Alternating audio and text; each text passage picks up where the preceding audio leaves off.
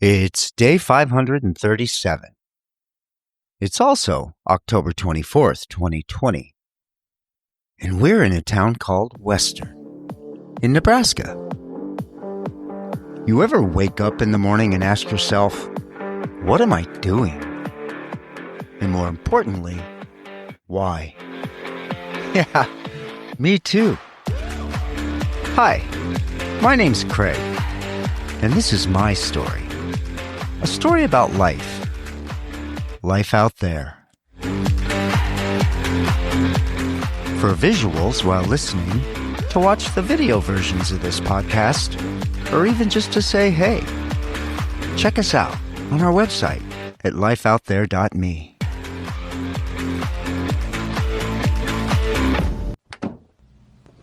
Thinking through how this adventure has evolved is pretty cool. I left Tacoma some 500 days ago, give or take, believing that I was embarking on a cross-country move. I'd take my time, explore, see the country, visit old friends, and make new ones, and eventually settle into a new chapter in life in a magical place called Savannah. 6 months tops, I remember thinking to myself. And reflecting back, I think I began to realize early on that this adventure was going to take much longer than 6 months. I remember clearly just a couple months in, having not yet ventured far away from the West Coast even, and thinking, this is going to take a while. Now there's a wide gap between realizing it would take longer than 6 months and getting to where I am today, which is probably why it took almost 2 years for it to fully crystallize. Each day and each place teaches me things. I don't even think about staying somewhere permanently anymore. Permanently. Even the word itself has taken on a different shade. Truth is, very few things in this life are permanent, including life itself. And somewhere along the way, I decided we'd continue to move on, explore, learn, and grow. I think one of the most profound lessons of the last year or so has been the realization that I've taken things for granted.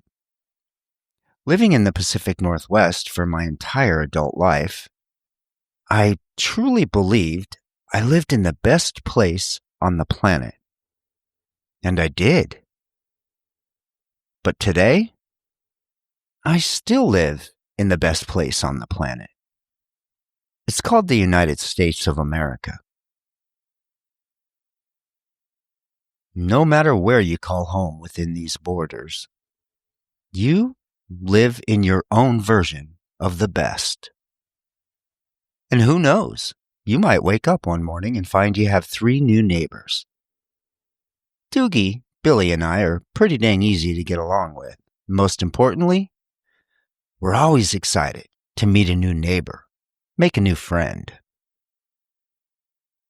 That said, a twist of fate landed us in a quaint Nebraska village named Western.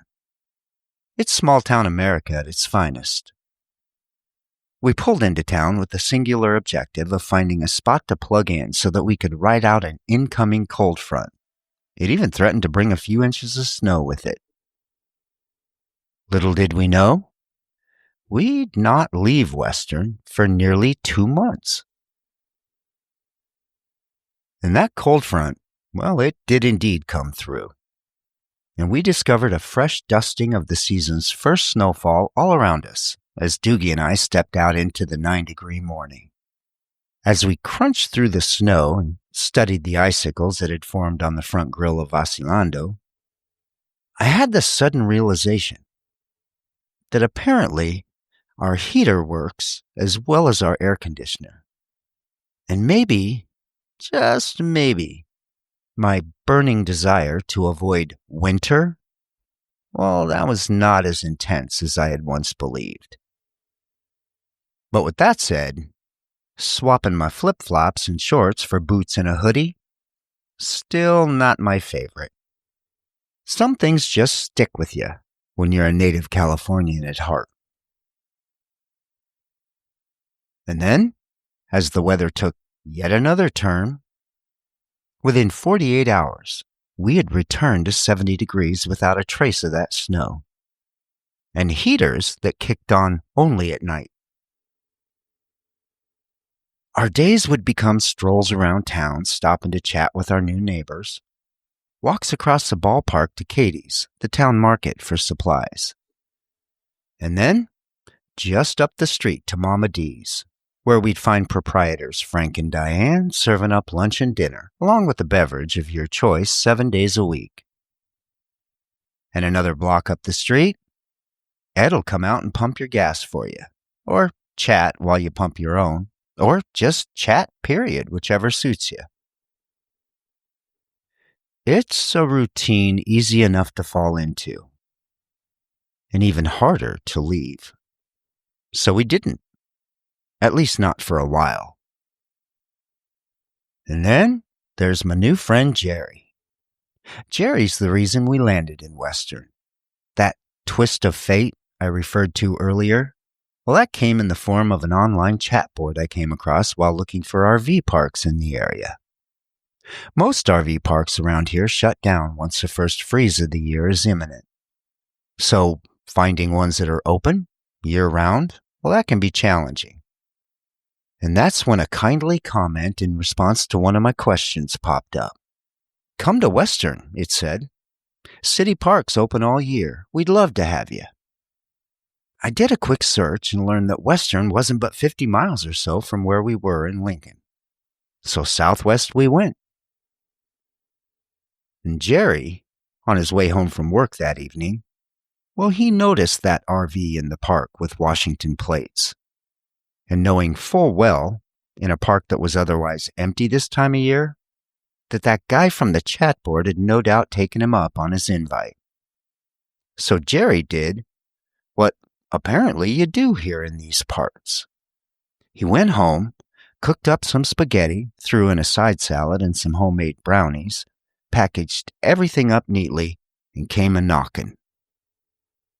A kindness he would replicate countless times over the coming weeks.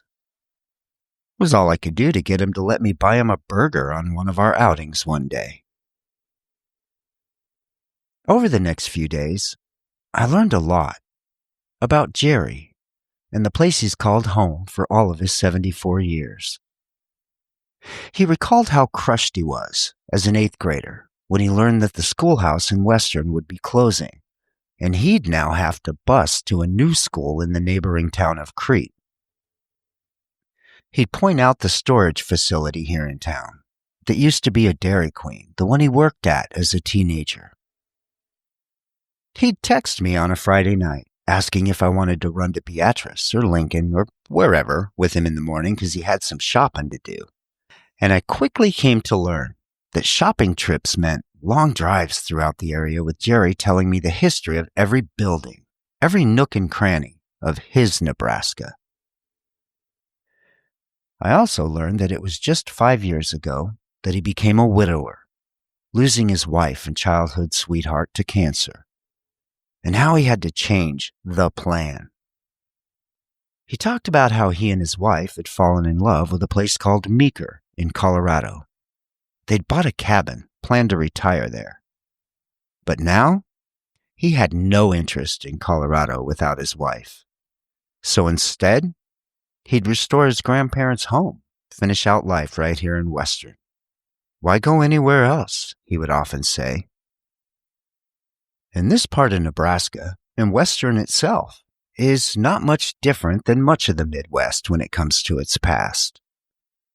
The Plains Indians, who had inhabited the area for thousands of years, they initially attempted to fight off the advancements of the white man, but, as the story goes, countless times, the Native Americans were unable to match the firepower of this quote-unquote civilized world. As technologies advanced, specifically the railways, the advancements sped up, and resistance was more quickly met with treaty. And as these lands were ceded by treaty in the late 1800s, the area quickly flourished as an agricultural mecca. Nebraska may be most well known for its beef production, but everything from corn and soybean to sheep and their wool are significant as well. And I didn't know that Nebraska contributes in the dairy department as well, and that nearly 100% of the over 50 dairy farms in the state are family-owned and operated, generating over 150 million gallons of milk every year. Western falls right into this mix, having grown up around a grain mill and the railroad tracks, surrounded by cattle ranches and cornfields. At its height, in the 40s and 50s, you could visit not only one of the 3 local restaurants, but a market or gas station.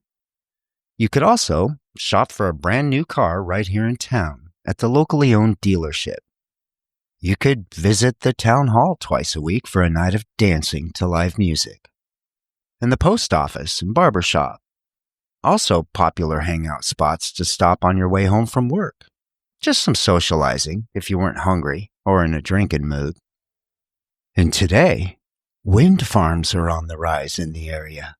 Hundreds of miles lined with thousands of massive power-generating wind turbines, providing clean energy for entire regions of the state and beyond. A couple of the folks that I met here in town were actually here to help install and maintain them. As I contemplated hitting the road again, I began to wonder why Western felt so different than so many of the other small towns we'd been in.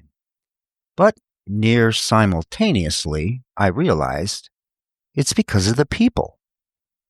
And the folks here in Western, population 100 or so, well, they're likely not much different than those most anywhere else across this land. You just have to stay long enough to meet them. Small-town America is so much more than a fading memory and a photo op. But then again, when I received a knock on my door the morning before my departure and was invited to one final barbecue at Jerry's, where I was presented with a birthday cake and some candy treats. Apparently, Jerry had paid closer attention to our casual conversation than I had thought. I also thought, maybe folks are just a little different here in Western. Thanks again, Jerry, and Western. Sure hope I get to see you both again one day.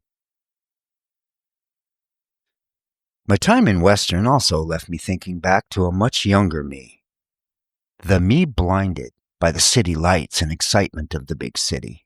The me that couldn't wait to graduate and move on from those rolling green hills around the creeks and rivers lined with fir trees in Oregon's Willamette Valley. I sometimes wonder what my grandpa might say. Pretty certain he would have advised me to wipe that wanderlust from my eyes and stay right here at home, where I belonged. And I would have known he was right, had I taken the time to ask, or more importantly, listen. At this point, I'm coming to realize how thankful I am, that one of the best things about life are all the second chances.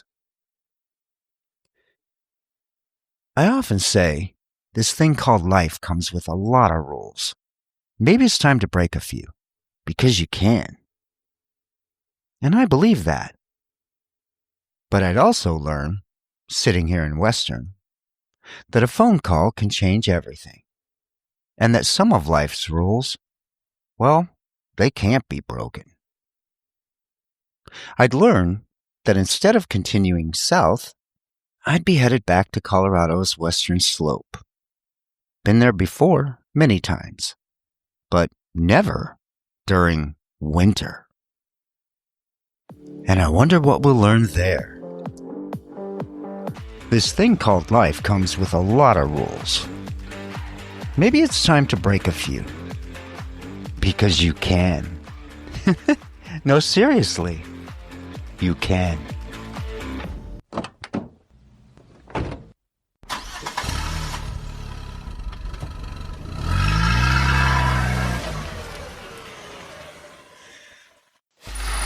Free audio post-production by alphonic.com.